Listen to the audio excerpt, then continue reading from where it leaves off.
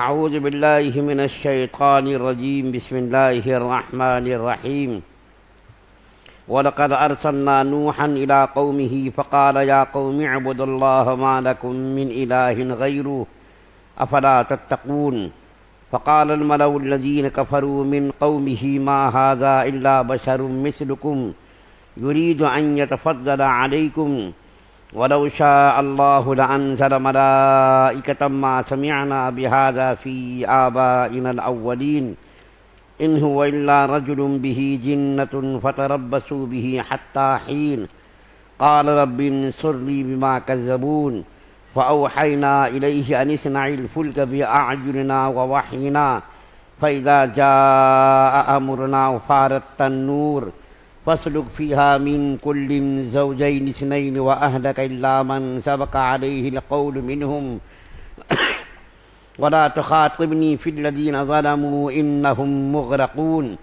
فَإِذَا اسْتَوَيْتَ أَنْتَ وَمَن مَّعَكَ عَلَى الْفُلْكِ فَقُلِ الْحَمْدُ لِلَّهِ الَّذِي نَجَّانَا مِنَ الْقَوْمِ الظَّالِمِينَ وَقُل رَّبِّ أَنزِل لِّي مُنزَلًا مُّبَارَكًا وَأَنتَ خَيْرُ الْمُنزِلِينَ إِنَّ فِي ذَلِكَ لَآيَاتٍ وَإِن كُنَّا لَمُبْتَلِينَ۔ اور ہم نے نوح علیہ السلام کو ان کی قوم کے پاس بھیجا تھا، چنانچہ انہوں نے قوم سے کہا کہ میری قوم کے لوگوں، اللہ کی عبادت کرو، اس کے سوا تمہارا کوئی معبود نہیں ہے، بھلا کیا تم ڈرتے نہیں ہو؟ اس پر ان کی قوم کے کافر سرداروں نے ایک دوسرے سے کہا، اس شخص کی اس کے سوا کوئی حقیقت نہیں کہ یہ تمہیں جیسا ایک انسان ہے جو تم پر اپنی برتری جمانا چاہتا ہے، اور اگر چاہتا تو فرشتے نازل کر دیتا، اور اگر اللہ چاہتا تو فرشتے نازل کر دیتا۔ یہ بات تو ہم نے اپنے اگلے باپ دادوں میں کبھی نہیں سنی۔ رہا یہ شخص تو یہ اور کچھ نہیں، ایک ایسا آدمی ہے جسے جنون لاحق ہو گیا ہے، اس لیے کچھ وقت تک اس کا انتظار کر کے دیکھ لو کہ شاید اپنے حواس میں آ جائے۔ نوح علیہ السلام نے کہا، یا رب، ان لوگوں نے مجھے جس طرح جھوٹا بنایا ہے اس پر تو ہی میری مدد فرما۔ چنانچہ ہم نے ان کے پاس وحی بھیجی کہ تم ہماری نگرانی میں اور ہماری وحی کے مطابق کشتی بناؤ، پھر جب ہمارا حکم آ جائے اور تنور ابل پڑے تو ہر قسم کے جانوروں میں سے ایک ایک جوڑا لے کر اسے بھی اس کشتی میں سوار کر لینا، اور اپنے گھر والوں کو بھی سوائے ان کے جن کے خلاف پہلے ہی حکم صادر ہو چکا ہے، اور ان ظالموں کے بارے میں مجھ سے کوئی بات نہ کرنا۔ یہ بات طے ہے کہ جب یہ سب غرق کیے جائیں گے، پھر جب تم اور تمہارے ساتھی کشتی میں ٹھیک ٹھیک بیٹھ چکے ہیں تو کہنا شکر ہے اللہ کا جس نے ہمیں ظالم لوگوں سے نجات عطا فرمائی، اور کہنا یا رب مجھے ایسا اترنا نصیب کر جو برکت والا ہو، اور تو بہترین اتارنے والا ہے۔ اس سارے واقعے میں بڑی نشانیاں ہیں، اور یقینی بات ہے کہ ہمیں آزمائش تو کرنی ہی کرنی تھی۔ سورہ مومنون کی آیت نمبر 23 سے 30 نمبر تک کی آیات آپ کے سامنے تلاوت کی گئی ہے۔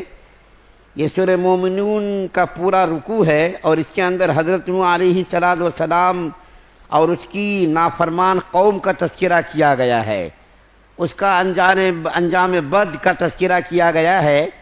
کہ حضرت نوح علیہ السلام کو اللہ تعالیٰ نے ان کی قوم کی ہدایت کے لیے بھیجا، اور یہ بات تو بڑی ہی مشہور ہے کہ اللہ تعالیٰ نے حضرت نوح علیہ السلام کو بڑی لمبی عمر عطا فرمائی، 950 سال کی عمر عطا فرمائی، اور 950 سال تک رات دن انتھک کوشش کرتے رہے اپنی قوم کو سمجھانے کی، اور معبودان باطلہ کی پرستی سے روکنے کی کوشش کرتے رہے، لیکن سوائے 40 یا 80 آدمی کے لوگ مسلمان نہیں ہوئے، اپنی ضد پر اڑے رہے، ہر درمی پر اڑے رہے، سرکشی اور تمرد پر اڑے رہے۔ نوح علیہ السلام نے اپنی قوم سے کہا، اے میری قوم کے لوگوں، اللہ کی عبادت کرو، اس کے علاوہ کوئی تمہارا معبود نہیں ہے۔ اور یہ بات جو میں نے عرض کی ابھی کہ اللہ کی عبادت کرو، یہ تمام نبیوں کی دعوت رہی ہے، تمام نبیوں نے یہی اپنی قوم کو دعوت دی کہ اللہ کی عبادت کرو، اللہ کے علاوہ کوئی معبود نہیں ہے۔ تو ان کی قوم کے جو سردار تھے، ہر قوم کے کچھ چودھری ہوتے، سردار ہوتے۔ غریب قسم کے لوگ تو بات کو جلدی مان لیتے، سن لیتے، غریب قسم کے لوگوں کے دلوں کے اندر ماننے کا جذبہ رہتا۔ لیکن جو قوم کے سردار ہوتے، چودھری قسم کے لوگ ہوتے، ان کے اندر چودراہٹ کا چونکہ نشہ ہوتا ہے، عہدے کا، منصب کا، دولت کا نشہ ہوتا ہے، وہ جلدی نہیں مانتے۔ تو وہ چودھری لوگ اپنی قوم کے لوگوں سے کہنے لگے کہ دیکھو یہ کیسا آدمی ہے، یہ آدمی تو تمہاری طرح ایک انسان ہے، اور اگر اللہ تعالیٰ چاہتا تو اللہ تعالیٰ کسی فرشتے کو نبی بنا کر کے بھیجتا، اور یہ انسان جس کے پاس کھانے کا کھانا نہیں، رہنے کا ٹھکانہ نہیں، پہننے کا کپڑا نہیں، اور یہ ہماری ہی تمہاری ہی طرح ایک انسان ہے، اور یہ نبوت کا دعویٰ کرتا ہے، اور اس کی نبوت یہ جو دعویٰ کر رہا ہے، اس کا مقصد یہ ہے کہ تمہارے اوپر یہ برتر ثابت کرے کہ میں تم سے اچھا ہوں، اس کا مقصد یہ ہے۔ تو حضرت نوح علیہ السلام نے اپنی قوم کی جو دل شکن باتیں سنی، قوم نے کیا کہا کہ یہ بالکل مجنون ہے، دیوانہ ہے، اس کو اس کی حالت پر چھوڑ دو، چند دنوں کے بعد یہ مر جائے گا، اس کی دعوت ختم ہو جائے گی، ان کی کوشش بھی ان کی زندگی تک ہی ہے، ان کی دعوت کا مقصد ہے برتری ثابت کرنا، اس کو چھوڑ دو اس کے حال پر۔ تو حضرت نوح علیہ السلام نے جب اپنی قوم کی یہ باتیں سنی کہ لوگ ہم کو جھٹلا رہے ہیں، تو حضرت نوح علیہ السلام سے اللہ تعالیٰ سے دعا مانگی کہ یا اللہ آپ ہماری مدد کیجئے ان لوگوں پر جنہوں نے مجھ کو جھٹلایا ہے۔ قال رب انصرنی بما کذبون، نوح علیہ السلام نے دعا مانگی یا اللہ آپ ہماری ان لوگوں پر مدد کیجئے، غالب کر دیجئے جنہوں نے مجھ کو جھٹلایا ہے۔ برکب حضرت نوح علیہ السلام نے بڑی کوششیں کی، رات دن انتھک کوشش کی، دکانوں پر گئے، کھیتوں پر گئے، گھروں پر گئے، رات کو بھی گئے، دن کو بھی گئے، ہر وقت دعوت و تبلیغ کا کام کرتے رہے، لیکن چند افراد کے سوا لوگوں نے نہیں مانا۔ تو نوح علیہ السلام نے بد دعا کی ان کے لیے، جس کے نتیجے میں اللہ تعالیٰ نے فرمایا کہ میری نگرانی میں تم کشتی بناؤ، میری نگرانی میں تم کشتی بناؤ۔ چنانچہ نوح علیہ السلام نے وحی الہی کے مطابق خدا تعالیٰ کی نگرانی میں کشتی بنائی، جو 3 منزلہ کشتی تھی، 300 گز لمبی اور 30 گز چوڑی کشتی، اتنی لمبی چوڑی کشتی بنائی گئی۔ اور اللہ تعالیٰ نے فرمایا کہ جب عذاب الہی آ جائے تو تم ہر جاندار میں سے ایک جوڑا کشتی پر سوار کر لینا، یعنی جتنے بھی جاندار ہیں، انسانی ضرورت کے لیے مور ہے، پرندہ ہے، گدھا ہے، گھوڑا ہے، جو بھی ہے، ہر جاندار میں سے ایک جوڑا کشتی پر سوار کر لینا، اور جب عذاب الہی آ جائے تو تم پھر مجھ سے کچھ ان لوگوں کے بارے میں مدد کی دعا مت کرنا کہ یا اللہ ان کی آپ مدد کر دیجئے، ان کو چھوڑ دیجئے۔ آپ اپنے لوگوں کو کشتی پر بٹھا لینا، جن کو ہلاک کرنے کا اللہ نے فیصلہ کیا ہے وہ تو کشتی پر سوار نہیں ہوں گے، جیسا کہ حضرت نوح علیہ السلام کی بیوی اور نوح علیہ السلام کا بیٹا یہ کشتی میں سواری نہیں ہوئے۔ کنعان جو نوح علیہ السلام کا بیٹا تھا، ان کی بیوی بھی کافرہ تھی، جس کو قرآن میں اللہ تعالیٰ نے سورہ تحریم میں بیان کیا ہے کہ ان کی بیوی بھی کافرہ تھی اور ان کا بیٹا بھی کافر تھا۔ تم اپنے بیوی بچوں کے بارے میں مجھ سے کوئی سفارش مت کرنا، اور جب عذاب الہی آ جائے تو تم اپنے لوگوں کو، ماننے والوں کو کشتی پر سوار کر لینا۔ چنانچہ عذاب الہی کا آغاز کیسا ہوا؟ ایک تنور تھا، تنور کس کو کہتے؟ چولہے کو کہتے تنور۔ تنور چولہے کو بھی کہتے ہیں اور سطح زمین کو بھی۔ بعض روایات میں آتا ہے کہ طوفان نوح اس طرح شروع ہوا کہ ایک چولہے سے پانی ابلنا شروع ہوا، ایک چولہے سے پانی ابلنا شروع ہوا، آسمان سے بارش کا برسنا شروع ہوا، اتنا پانی برسا کہ پورا علاقہ پانی سے بھر گیا۔ نوح علیہ السلام نے اپنے لوگوں کو کشتی پر سوار کر لیا، اور جو نافرمان لوگ تھے وہ سب کے سب لوگ ہلاک اور برباد ہو گئے۔ اس کے بعد پھر اللہ تعالیٰ نے فرمایا کہ جب تم کشتی پر سوار ہو جانا تو اللہ تعالیٰ سے یہ دعا مانگنا، اور پھر جب اترنا تو پھر اللہ تعالیٰ سے دعا مانگنا۔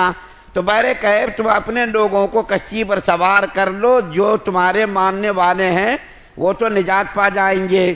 لیکن جو تمہاری نافرمانی کرنے والے ہیں وہ نجات نہیں پائیں گے، وہ عذاب الہی کے اندر مبتلا ہو جائیں گے اور اللہ تعالیٰ ان کو ہلاک اور برباد کریں گے۔ کیونکہ یہ واقعہ سورہ ہود 12ویں پارے میں سورہ ہود کے اندر یہ واقعہ بڑی لمبی چوڑی تفصیل سے بیان کیا گیا تھا، اس لیے ترجمے کے اندر ہی بہت ساری باتیں بیان کر دی گئی ہیں۔ جو ترجمہ آپ کے سامنے پڑھا گیا اس ترجمے کے اندر ہی بہت ساری باتیں بیان کی گئی ہیں کہ نوح علیہ السلام نے یہ دعا مانگی، اپنی قوم پر غالب کرنے کی دعا مانگی، اور اسی طریقے سے یہ دعا مانگی کہ یا اللہ آپ ہمارے لیے اترنا بھی برکت والا بنا دیجئے، سوار ہونا بھی برکت والا بنا دیجئے۔ اللہ تعالیٰ نے آخر میں فرمایا کہ اس واقعے کے اندر اللہ تعالیٰ نے نشانیاں رکھی ہیں، ماننے والوں کے لیے نشانیاں رکھی ہیں، نہ ماننے والوں کے لیے بھی نشانیاں رکھی ہیں۔ ماننے والوں کے لیے تو یہ ہے کہ دیکھو جو ماننے والے اس کا انجام اچھا ہوا کہ اللہ تعالیٰ نے ان کو نجات عطا فرمائی، نہ ماننے والوں کے لیے یہ نشانی ہے کہ اللہ تعالیٰ نے سب کو ہلاک اور برباد کر دیا۔ نوح علیہ السلام کا واقعہ قرآن کے اندر کئی جگہوں پر ذکر کیا گیا ہے، سورہ ہود کے اندر بھی ذکر کیا گیا ہے، سورہ مومنون کے اندر بھی ذکر کیا گیا ہے، اور 29ویں پارے کے اندر تو باضابطہ ایک پوری سورت ہی سورہ نوح کے نام سے اتری ہے۔ اس سورت کے اندر بھی بڑی لمبی چوڑی تفصیل سے بیان کیا گیا ہے، جس کو انشاءاللہ وقت پر بیان کیا جائے گا، اس لیے اسی مختصر حالات پر اس تفسیر کو بند کیا جاتا ہے، کیونکہ سورہ ہود کے اندر بڑی لمبی چوڑی تفصیل بیان کی گئی تھی۔ پھر انہی باتوں کا اعادہ کرنا مناسب معلوم نہیں ہوتا ہے کہ ابھی چند دن پہلے ہی اس کو بیان کیا گیا تھا اور پھر ابھی لمبی چوڑی تفصیل بیان کرنا مناسب معلوم نہیں ہوتا، اس لیے مختصراً اس کو بیان کیا گیا کہ ماننے والوں کو اللہ تعالیٰ نے کامیاب کیا، نہ ماننے والوں کو ہلاک اور برباد کیا۔ ہر زمانے میں یہی ہوا ہے، ہر زمانے میں یہی ہوا ہے کہ ماننے والوں کو اللہ تعالیٰ نے قلت تعداد کے باوجود کامیاب کیا ہے، نہ ماننے والوں کی تعداد ہمیشہ زیادہ رہی ہے، پھر بھی اس کو اللہ تعالیٰ نے ناکام کیا ہے، نامراد کیا ہے، ہلاک اور برباد کیا ہے۔ تو اللہ تعالیٰ نے اس واقعے کے اندر بڑی عبرتیں رکھی ہے، ماننے والوں کے لیے بھی نہ ماننے والوں کے لیے بھی۔ ماننے والوں کے لیے تو یہ ہے کہ دیکھو ماننے والوں کا انجام یہ ہوا، نہ ماننے والوں کا انجام یہ ہوا۔ اس کے بعد پھر دوسرے نبی کا بھی تذکرہ کیا گیا جس کو انشاءاللہ بیان کیا جائے گا۔ اللہ سے دعا ہے اللہ ہم سب کو سننے زیادہ عمل کرنے کی توفیق عطا فرمائے۔ سبحان اللہ و بحمدہ، سبحانک اللہم و بحمدک، ونشہد ان